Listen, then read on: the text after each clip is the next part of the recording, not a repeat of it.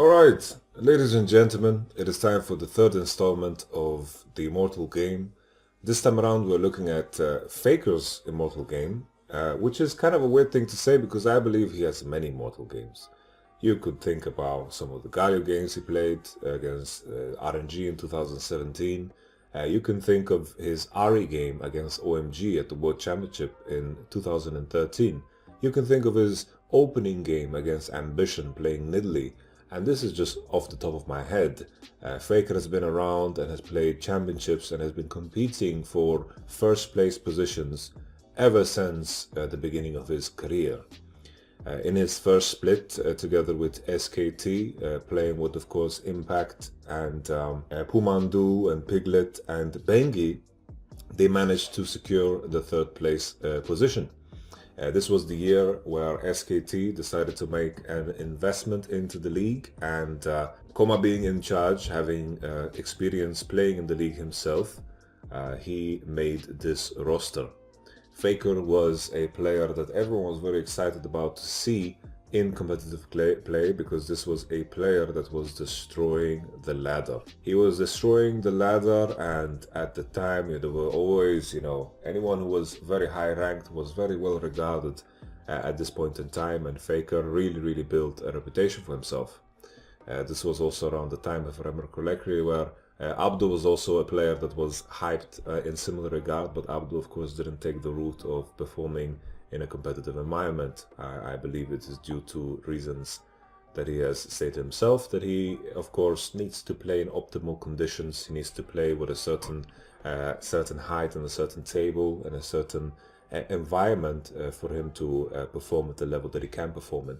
But nevertheless, we can look at maybe Abdul's Immortal game in the future. If we look at some of his solo queue games, maybe him playing TF against that Fizz, when he instantly says this guy lost the lane because he hit the mini wave and was slow pushing into him when he should have not. Faker's journey started, and in his first split, in of course spring, this was winter, spring, and then the summer split, they managed to get the third place position. This was at a time where you have a lot of classic teams still in the league. At the time you could have multiple teams in the league as long as you qualified for a position, because there's no franchise system. This was of course season 3. Coming later into summer, they began their tier, and SKT managed to do a lot of freaking damage. In the finals against the KT Rolster Bullets, it went all the way to 5 games, which led us to a very historical moment where Doa and Monte Cristo, well, more specifically Doa, said the famous words, "Faker was dead." What led up to that moment? Let's take a look at the game together, and let's give, a little bit of background of what was going on and what put us in a game where there's 2 Shens, which is also a very famous meme for those who don't know. So we're gonna, of course, the moment that is highlighted, usually when it comes to these Immortal games, what makes them so memorable is usually a very key moment in the game that really is, something that will never be forgotten. And in that you see the great responsibility that the casters have in order to cement those moments. We will just play it, and then we will eventually lead up to it once again. Faker's behind me. I know, right? I'm like, even though I only have a mat on the floor, I think he's in the bed. Oh, Faker maybe in trouble here. Deathmark tries to clean it up for Ryu. Oh, look at the cleanse, look at the moves. Faker, what was that? Faker with a huge play, the QSS. I can't believe I just saw he that. actually won that duel. I can't as believe SK that happened. Telecom I'm gonna lose my just mind. charges into the KT Bullets base. Oh, wow. Can you say GG? There's a crow storm, but it's a party. That's all for SKT right now. That things Faker does wins impossible fights. The face that says 1,000 words. We'll get back to this play, but still, it gives me goosebumps to this day. So let's go back to the beginning of the game. I apologize for the quality of the game. This is a game that was recorded a very long time ago, and this is 720p. This is the best that I can do. So I hope that you guys can bear with me and follow along on this journey regardless. I'm going to move myself to here to the left side. You know, in regards to the draft, back in the day in the LCK or the OGN, if you went to a game 5 in a best of 5, that game would be blind pick. And that is a very crazy proposition. To make it even, you know, you have one blue side game, one red side game, one blue side game, one red side game, and then the 5th game, you just have a blind pick, a coin toss for the side selection. And the mentality that you had always in the blind pick games is that, of course, you model your draft according to the most OP champions in the game. At the time, Zed was something that was very, very broken. His R allowed you to TP behind people instantly. There was no delay. His numbers were absolutely crazy. Brutalize was a very strong item. There was also Blade of the Ruined King that was added in this year, where the active would just allow you to burst enemies very, very easily. And it is not like the current Blade of the Ruined King, where you have to hit 3 times to trigger the effect.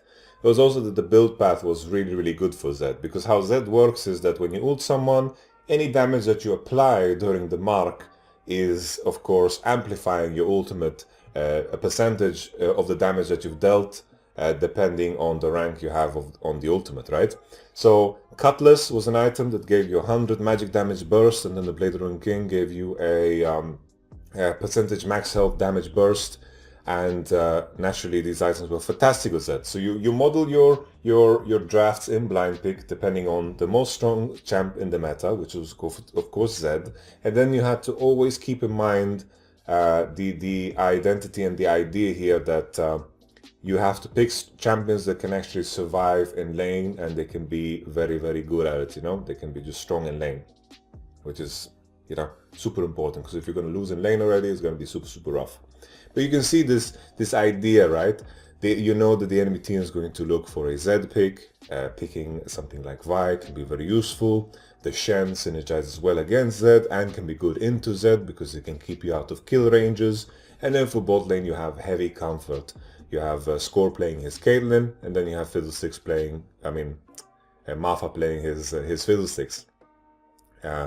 Looking at some of the names in this game that you see, you have Insec in the top lane, famous for his jungle play, but he swapped over to top lane eventually. You have Kakao. You know, last time I remember seeing him play was, of course, with IG and Rookie at the World Championship 2015. Maybe my memory fails me, and maybe he was around somewhere else, maybe in some teams. But Kakao is, of course, a legendary player. Ryu now, who is the head coach of Live Sandbox. Score, who's the head coach of Genji, and I believe Martha is also coaching, but I can't recall where right now. I believe maybe it was Damwon, I could be wrong. And then of course on the other side you have Impact, you have Bengi, who's the head coach of T1. Impact and Faker, the only 2 guys that are still players of the bunch.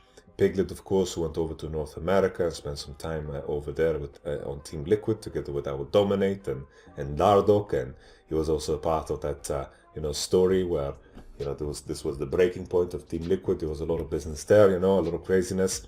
And then you have Pumandu on his Zyra. You know, SKT went on to win the World Championship, and it's interesting here that, 3 of the champions that they picked in the blind pick game are in fact champions that, you know that they have, this is basically their world skins. You know, Zyra, I believe Pumandu had Zyra as his skin, and Piglet has Vayne as his skin, and Faker chose Zed as his skin for this year. But in regards to the champions, another thing to add is that a lot of these champions that are in this game are reworked. You know, Vayne remains the same, Caitlyn remains the same, Vi remains the same, but the rest have had minor reworks. Some of them larger than others. Shen got a very, very big rework. He still kept his taunt. His W was reworked and his Q was reworked. In the past, you would just throw daggers at the enemy, and you would just win out a lot of wars of attrition because you just kept queuing the enemy on cooldown with your energy, and then if you hit people with your passive, you actually recovered energy, and Then you had the taunt, same as always, but back then you couldn't actually, taunt, minions. So that was the thing that changed. You remember when they changed it. All in all, in the chat, you guys are saying that they got reworks, but their kit is relatively the same, right?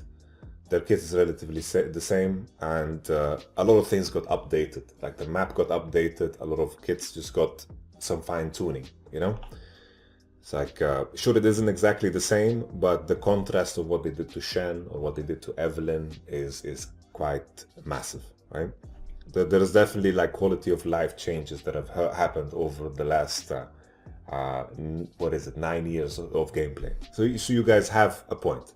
But this Evelyn had the hate spikes and had the invisibility on her W spell, and her ultimate was kind of like teeth coming out of the ground that gave Evelyn a big shield depending on how many enemies she would hit. And Evelyn was considered quite strong. This is something that we saw a lot in Europe. She did percentage max health damage with that ultimate. She could itemize AD. She could itemize a little bit whatever she wanted. And then, of course, Fiddlesticks also, you had the big visual rework, right? With him being able to fear people when coming out of fog, and making Fiddlesticks fulfill that fantasy of what Fiddlesticks is. And Zyra as well. She got her Q reworked. She got her passive reworked. That was like a big deal here for Zyra.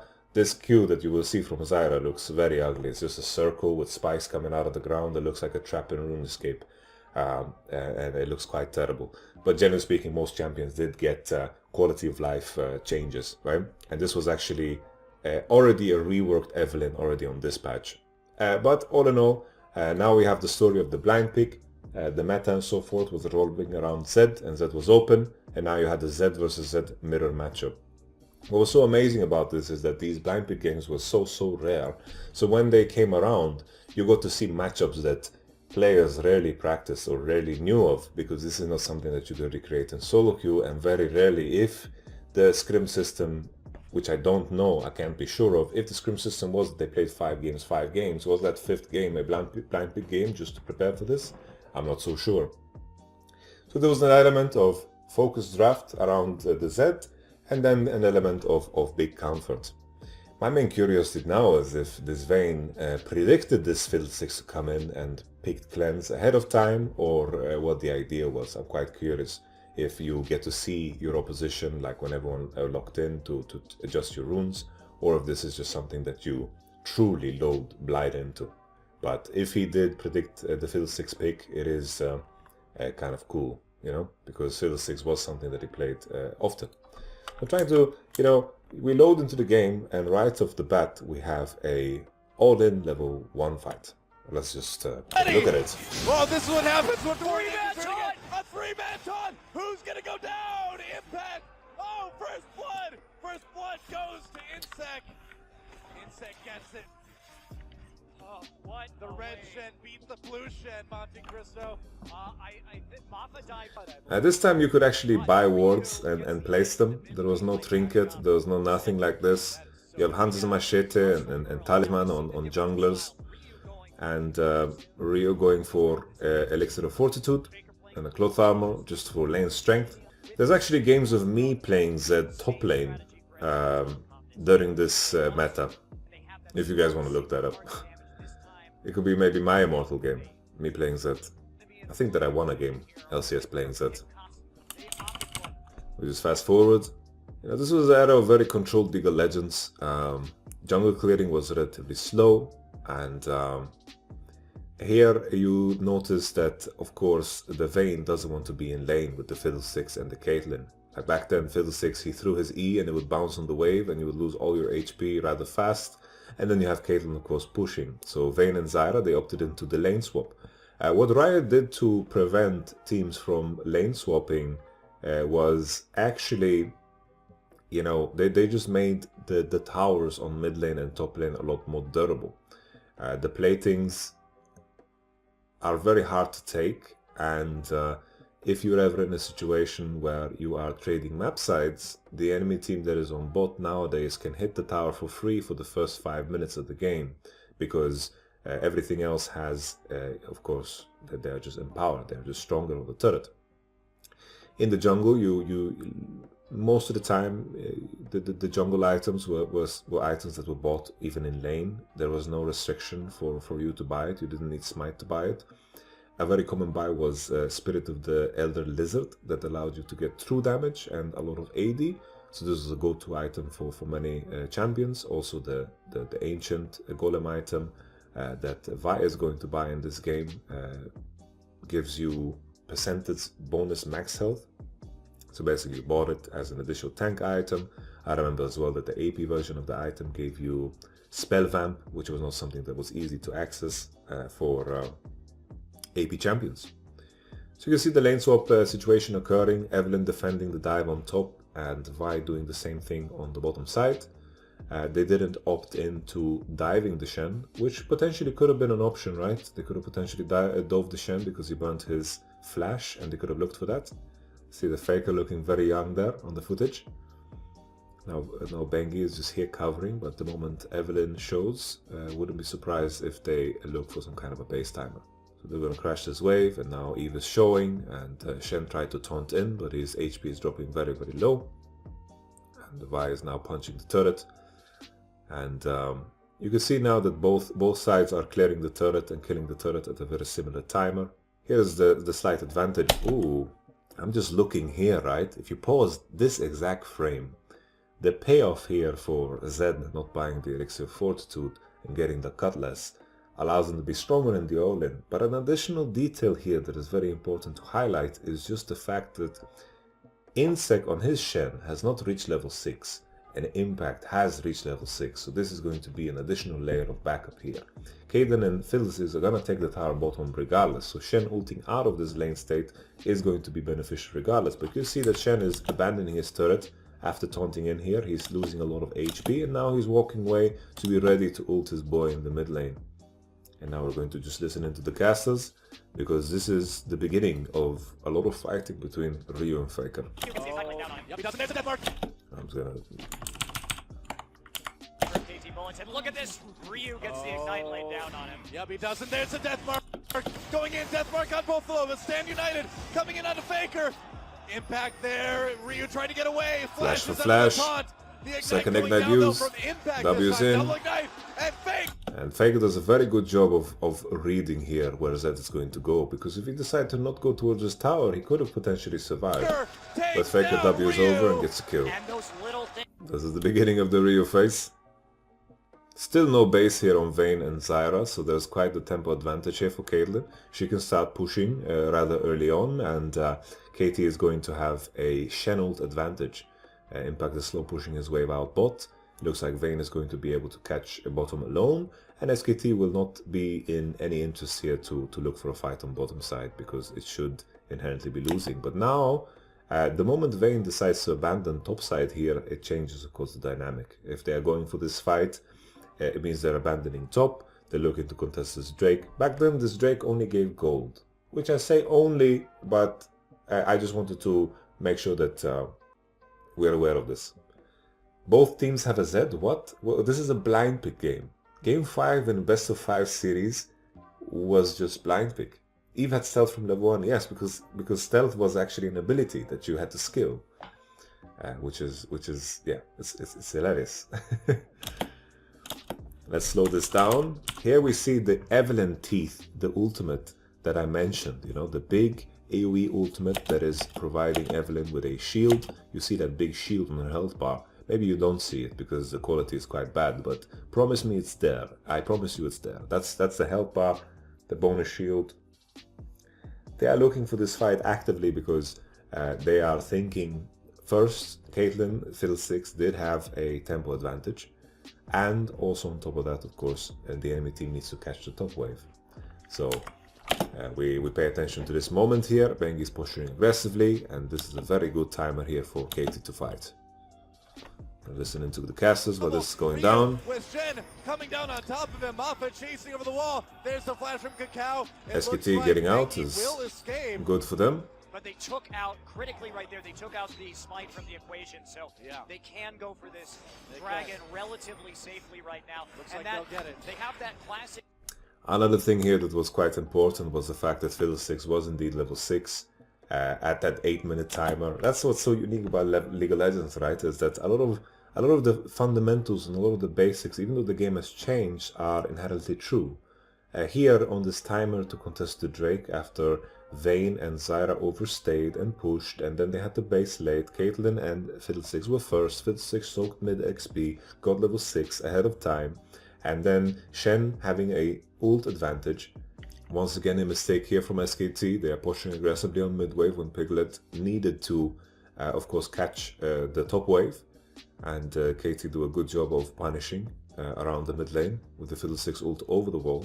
Where they just didn't have vision in that blind spot, and they were looking to posture to hit the tower, which of course is a mistake. The conditions of Zed for Faker in this game is very strong. You can see he has the classic brutalizer that had a 1337 cost.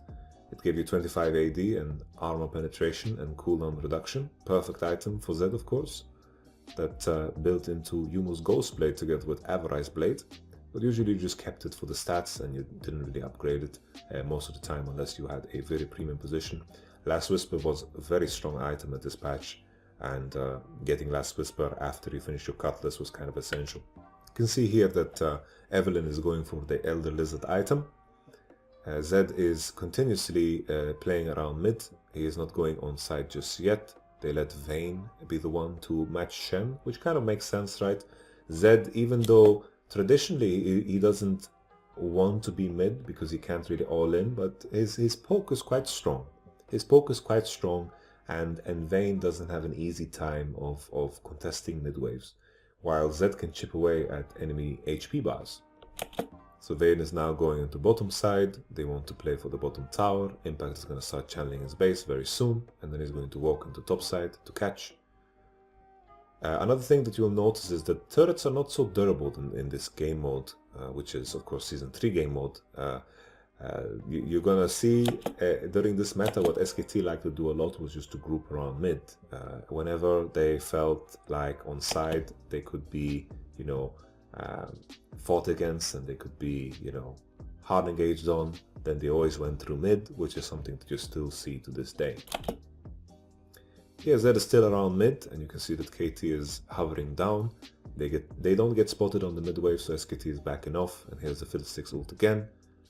Faker manages to W away, has the flash, and that's a cleanse. That's an exhaust. Faker gets out. So it's something that is a very big deal here, right? Something that you see more commonly in modern League of Legends. When SKT committed all the way into the bottom side, they didn't protect their blind spot.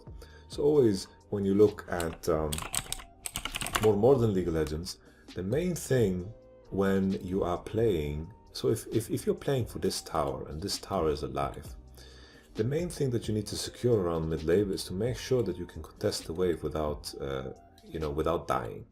And Zed is a unique champion because he can often just W away, right? So he can pressure people to walk up to him and he can gain that information.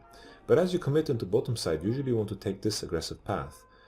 Basically you pressure around mid and then you take the aggressive path to make sure that you have a ward around this blind spot. Because if the enemy team shows people on mid wave and you're backing off, you need to be able to see if the enemy crosses here. Because then your Zed can react accordingly. Right? And this spot is always the most important one to ward. On SKT, of course, they have their ward in Pixel, in Tribush, and they have one on the Dragon. So no vision in that spot. So Faker now loses his summoners, which of course is very important. Impact based very late to go catch top, but the wave is still there, so he's going to go and grab it. Here, both teams are hovering around mid lane to make sure that their mid lane turrets stay alive. Back then pink wards were actually invisible, so you had to pink pinks in order to kill pinks. So it was a big propaganda for the pink industrial complex. They made a lot of money. Was stopwatch an item back then? No, it was not. Ninja Tami purchased here by Zed. He's itemizing to make sure that he's stronger in the long run against Zed. Naturally, right? Same thing is going to happen for Ryu. Here Ninja Tami is the obvious go-to buy. Last Whisper was such a strong item back then that you didn't really care too much about damage distribution, because Last Whisper is just so strong. It was insanely strong. Gave you a lot of AD, gave you a lot of pen, and it was a juicer. Let's go back here as this fight commences, and let's tune into duel in Monte Cristo. Tushen's not on fire. As the saying goes. As the old, I believe my mother used to say that all the time. Yep. So, an interesting thing about two Shen split pushing against each other is who gets to cancel whose ults. Yeah. Oh, the pink one spotted him. Oh, Cacao getting Here, completely Evelyn caught. actually doesn't know. Slam. He doesn't It's a know. death mark, and a death mark's not an easy thing to live with. This Insect coming this down. Evelyn, of Not course. quite soon enough, though. They can't save Cacao. They'll have to. Beautiful disengage. Zyra There's ult. that Zyra ultimate, so useful in that regard. Well played by SKT, and they may be able to get this. That's second Cacao. dragon. Evelyn had no way of porting out of the opposition here. All she could do was just get herself a big shield and some gold in the bank. Look at that fiddle E animation. It looks hilarious. Shen gets taunted. He reacted a little bit too slow. He looks dead on my screen unless he can port out. Let's see if the death mark is enough. No, it's not. The pink watch Shaco guy is like a billionaire. Yeah, probably. Probably is. Mid tower finally fallen. Let's just double check here how much gold you get from the Drake when they slay it here. So they're at 19 point. They get 1,000 gold. So that's 200 gold per person. That's a decent chunk of gold. Honestly, that's pretty good. That's pretty decent. I remember back then, Drakes was so important for supports. Like so important for supports. Because you had no way of generating gold. You just couldn't generate gold. It just wasn't a thing. You basically, you were working with food stamps. So Zyra getting some gold per 10 items. She doesn't have a ward stone. Fiddlesticks investing in the now. And Zyra investing in the future, of course. Because now this Philosopher's Stone is going to generate more gold than Sightstone is going to. A lot of pink ones are being bought because, yeah, there was no sweeper. There was no trinkets. Trinkets were introduced, I believe, with the map change, if I remember correctly. Now they're just tanking the mid tower. You see this Shen doesn't give a damn about it. He doesn't have money yet for Sunfire Cape, and Zed is just farming away to get his blade. Ooh. I forgot about this move. This Fiddlesticks is dangerous, but this is a playfield for Vayne because all of the tools have been used. She still has Cleanse, and Vayne is having a very good time here. She can just run after everybody. But her ult ran out, so she misses some move speed. She's continuing, has Cleanse. She's looking to basic attack, and boom, that's a flash. Caitlyn is dead as well. Okay. Yeah, that 1-for-1 is something that Vayne is super happy with. Because looking at the composition here, right, it's like, even though Caitlyn and Fiddlesticks can be very oppressive in lane and they can hit towers from a great distance, Vayne, when it comes to playing against Fiddlesticks, Zed, Evelyn, Shen, she's very happy to do so. A lot of short range carries, and with her invisibility she can make sure that she doesn't get shut down. She has the cleanse against anything that Fiddlesticks can do. Here we see that he ults in, the taunt lands, and of course they are diving the tower, the turret being still alive. The turret, maybe they could have just finished it here, because the turret was on 1 HP. If Caitlyn just decided to hit the tower, maybe this fight could have looked a little bit different. But the issue is that they just don't have any tools here to deal with the Vayne. So they did everything they could to kill Faker there with all of their tools. But then afterwards, of course, it's cleanup crew time. And this is the moment where we get to see the Zyra passive. It is very cursed. It's basically Zyra passive gave you some true damage. A shot. It looked like a plant from Super Mario. Why? See on the screen, there's no timers, no nothing. Blade Rune King finished now for Zed. Faker is in very good condition. Zed is a very classic champion. It's fun to see Zed being a little bit back in the meta. Oh, Shen is griefing a little bit, but let's see if it just doesn't matter. It just doesn't seem to matter. And somehow, Faker just, I hope we get a replay of this, because the man just 1v2 the bottom. I'm looking at the minimap to just pay attention to what Faker is doing, but he was getting ganked, and he killed the Evelynn, and he got out. And then as the Caitlyn ult was flying towards him, I believe that Shen basically Impact just ulted onto him to make sure that he survives. I hope we get a replay of that, because that is now pushing bot lane again. Here we go, here's the replay. He spots the Evelynn, ults right away, gets the blade proc, presses R again and flashes out. Now his HP is very low, the Caitlyn ult surely will finish him, and then boom, the Shen ult lands and he Impact saves his homie. You know? Cool stuff, good shit. Fiddlesticks ults in, way too late, right? What is Mafa trying to accomplish here? We will never know, because I don't have that connection to ask him. And then you see that the Evelynn is trying to push her forward. She has ultimate, but it's quite late. Zed dies, but then again, same story as before. All of the tools are being used, and Vayne can easily enter to, of course, clean up. This is kind of a funny interaction here. Vayne E'd the Shen in the tower while Shen was in his animation, and he got over the wall. And then Mafa will die too. And now already the game is looking very grim. SKT at the time was, if you look at any of the games that they played, SKT was very good at finishing their games. Very good at finishing their games. They weren't greedy at all in their approach to gain farm. Very uncommon for people to play with TP back then, right? I think the only thing that I ever played TP on was maybe like Malphite, sometimes on Kayle when I played the top. But otherwise you just played Ignite in a lot of cases. So there's going to be a grouped effort. Aegis is finished as well for Vi, which was an insanely broken item back then. It just gave your team so much stats. It was insanity how much stats you gave your team in team fights.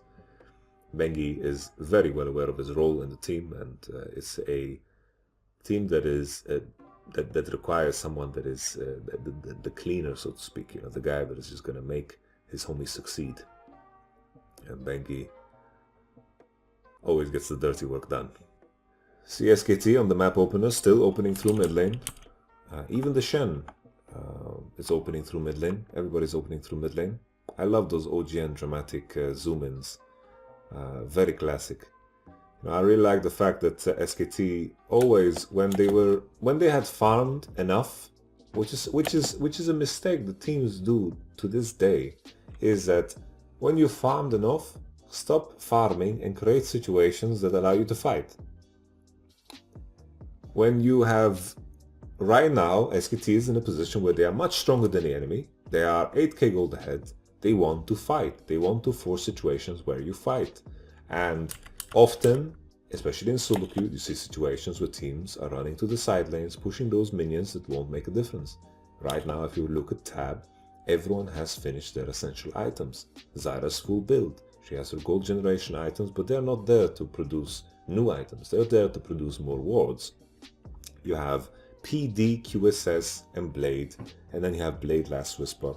And if you contrast that to the opposition, you know, their items are much stronger.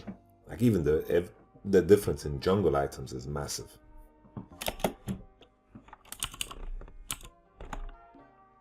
So they just start Nash. Now Zed is trapping away here in the bush, and you can see that Zed, I believe he has an Oracle's Elixir. So Oracle's Elixir at the time, it went away if you died. So it was kind of like your Mejai's. But here Zed is in a position where he knows nobody else is here. Usually what Zed players would do is that they would W and then they R. But here you needed to do it a lot less, because you could instantly R. So basically you can, after you R, you can instantly R again. To your shadow, and that's not something that you can do nowadays. So often when people are, they have their W ready just so they can W out of their ultimate, so that they don't get targeted by CC spells as they come out the ultimate animation, right? But here it's not necessary. You see that he just presses R again, and you see that when you R someone, the shadow is behind the opponent, and then it just goes, Qs, flashes, and Es, and with the Blade Rune King slow, it becomes very easy to just to accomplish what you set out to do. He finishes the Nasher. Faker gets a little bit too excited there, you know. He could have potentially walked away, but decided to continuously fight. He chunked the Evelyn, was feeling very comfortable knowing that if he chunks Evelyn, of course his team is going to secure the dragon and secure the Nasher and then eventually the dragon. Supports most of the time during this season were just scared of mid laners that were called Faker, playing Ahri and Zed, because they would just be there to feed. Big item differential here as well between Impact and Insec on the same champion. It's like, what can you really do if this is the case? There is just nothing you can do. Zed now pushing the mid lane. SKT just playing together as 4, making sure that there is no opportunity for the enemy to engage. Zed now on the mid lane as they're just clearing the jungle camps. Still very principled. Still very, very principled. Their macro is very, very clean and something that you can apply to this day. Zed now hovering because his team is hitting the turret, so he wants to be ready for the potential fight that the enemy can commit to. And now he goes back to mid lane because the wave hasn't crashed. And now because he sees everybody under the bot tower, he is pushing forward. And this is the moment that we all have been waiting for. SKT, as a team, about to win their first OGN title. They are pushing towards the Nexus. In this moment, Ryu notices an opportunity. Faker's under the tower and the minions are dying. He thinks to himself, right now we are very far behind. This is my moment to put Faker in the grave and potentially begin a snowball that rolls in our direction. We let it play. WEQ. Like, even though I only have a man on the floor, Basic attack punch. All minions died. Faker took 2 turret shots. Ignite goes. He ults. Often in Z versus Z. So the situation where you see it most often is Sylas versus Z. Whoever ults second is going to be at an advantage. Right? Because a lot of the duration of the mark being on you, you're going to be spending inside of this void where Zed goes while he's in this ultimate. Trouble your death mark. And in this moment everything looks doomed. The Oracle's elixir is going to be lost. Faker looks like he just made a mistake. Took turret shots and messed up. And it would just have been a little footnote in what this game would be. It would be unfair to say that this would be some great comeback for Ryu, because the game is in fact in shambles. But looking at this frame here and looking at Faker's HP, it doesn't look like there's any way that Faker can turn this. Tries to clean it up for Ryu. Oh, look at the cleanse, look at the moves! Faker, what was that? Faker with a huge play, the QSS. I can't believe I just saw he that. actually won that duel. I can't believe that happened. Telecom I'm gonna lose my just mind. charges into the KT Bullets base. Oh, wow. Can you say GG? There's a crow storm, but it's a party. That's all for SKT right now. That things Faker does. GG. There's a crow storm. Wow. Does Can Faker you just die to the say tower? GG? There's a crow storm, but it's a party. That's all. Faker died to minions.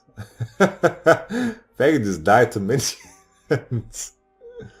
That is hilarious. He just died to minions. Just like that.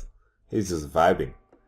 He's playing a perfect game and then he just dies to minions. Let's break down the play in slow motion. Let's break down the play. So once again, frame by frame. Faker is staying under the tower with very low HP. Ryu WEs and the last minion dies. And Faker here is holding his W. He's holding his W, not sure why. Most players would just W away here.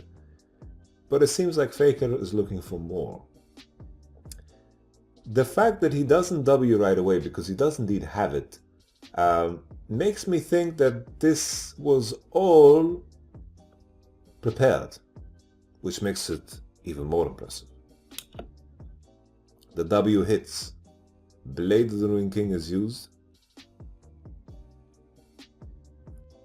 There is the blade proc. His HP is very low. Dodges that last turret shot, the basic attack with the passive from Z.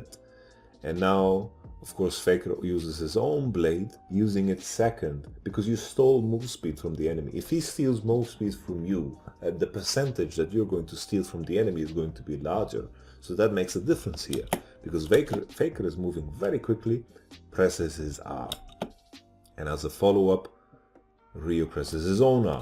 He wants to, of course, be in the Shadow Realm during the duration of Faker's ultimate, because, you know, that's how you do it. Main thing here though is, you know, can Faker land the Qs as Ryu is coming out of the Shadow Realm? So now he pops and Faker goes back to his R. And the main thing here is that Ryu pressed WE and Faker dodged it. Ryu layered his Ignite together with his ultimate. So Faker can cleanse both. He cleanses both and Ryu W's to dodge Faker's damage. But still the Q lands. And it's essential to hit this Q. Because if you don't hit this Q, you know, this Q becomes amplified. The damage is twofold. Okay? Because of how the ultimate works.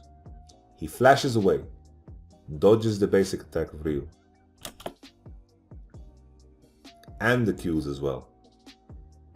And then the death mark pops and Faker WEs. Beautiful. Simply beautiful. What's that? Faker with a huge play, the QSS. I can't believe I just saw he that. actually won that duel. I can't as believe SK that happened. Telecom I'm gonna just lose my mind. charges into the KT Bullets base. Oh, wow. Can you say GG? There's a crow storm, but it's a party. That's all for SKT right now. Here's his dead minions. Things Faker does, wins impossible fights. I can't believe it. I can't. That is one of the highlights of the season. There goes the inhibitor.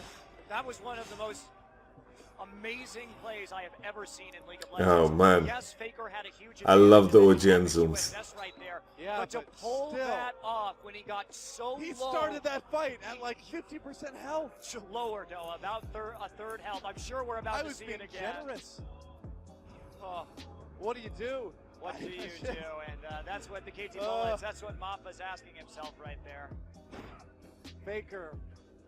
Faker's invincible. I don't know, man. He may have died 6 times this game, but that was 6 glorious deaths. And he didn't die then. Well, he did eventually, but not for a while. So Let's watch Ryu this. Oh gets the my drop on goodness. Faker right there, gets him down to about a third health. And we see the death mark come down right there. Wow. Ryu, the immediate cleanse. Oh. Look at Cleanse. The shadow swap, so the QSS The Q hits, it shaves Ryu here. and then Auto attack flashes the basic attack damage. at this point he gets another And then the flash. Q of Ryu. Ryu is dizzy, Oh, man. Ryu tries to come in, but Oh, there he goes we go. back to the living shadow again. Goes back with the E. Oh my gosh, another fight. SKT a bit caught here. Uh-oh, they lose Mandu.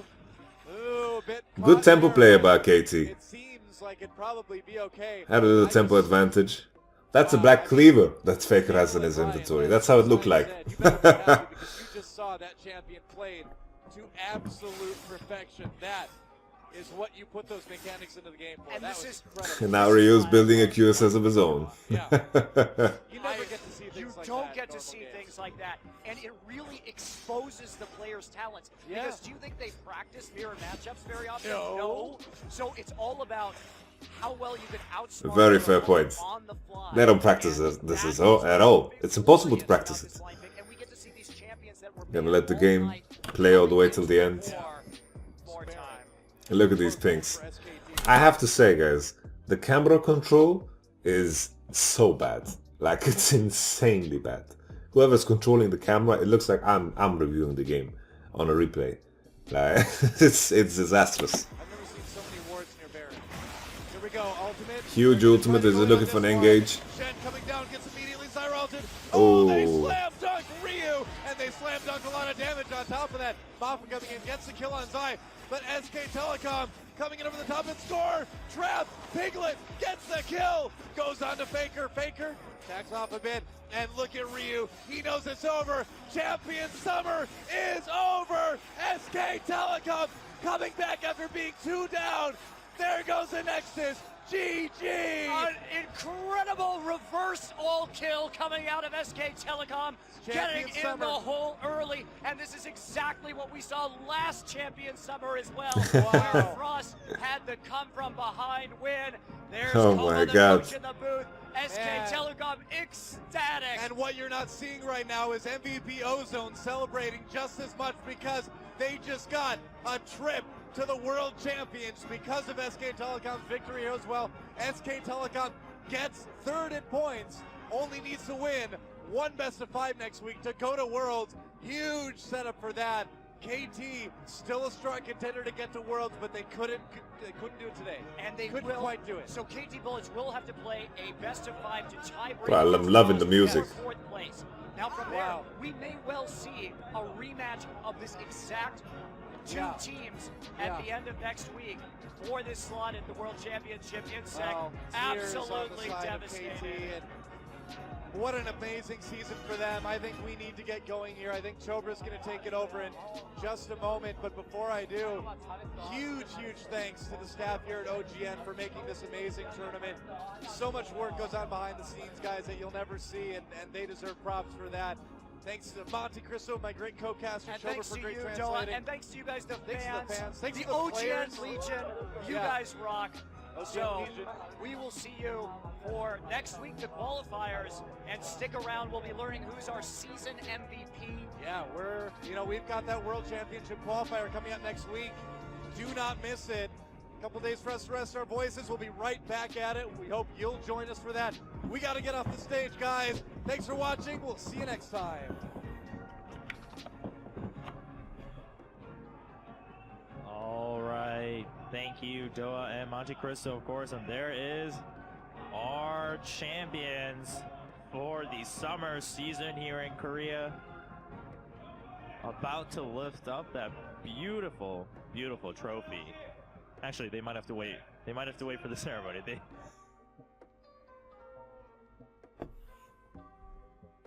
They really want to lift it, but they might just have to wait. There's Coma, their coach. Seems like the video is dying. And the majority of their members. Wow, look the arena, guys. Wow. OGN did not fuck around, guys. They did not fuck around. OGN was as legit as they come. At least as a viewer experience, OGN always popped off. But there we have it. One of Fakers won many Immortal games. And props to Monty and Dua for really showing their passion for the game in this moment and in all of their games. Honestly, I think Monty and Dua is a go-to duo that really, you know, brought a lot of positive attention to the game and the beauty that is League of Legends. And Faker, for him to sweep this season by storm, to reverse sweep this series and to win his first title in this fashion. I remember as a player back then just watching this. Faker genuinely scared me. the level that he played at was genuinely scary. And at this World Championship later, he got to play against Lemon Dogs, and yeah, cool.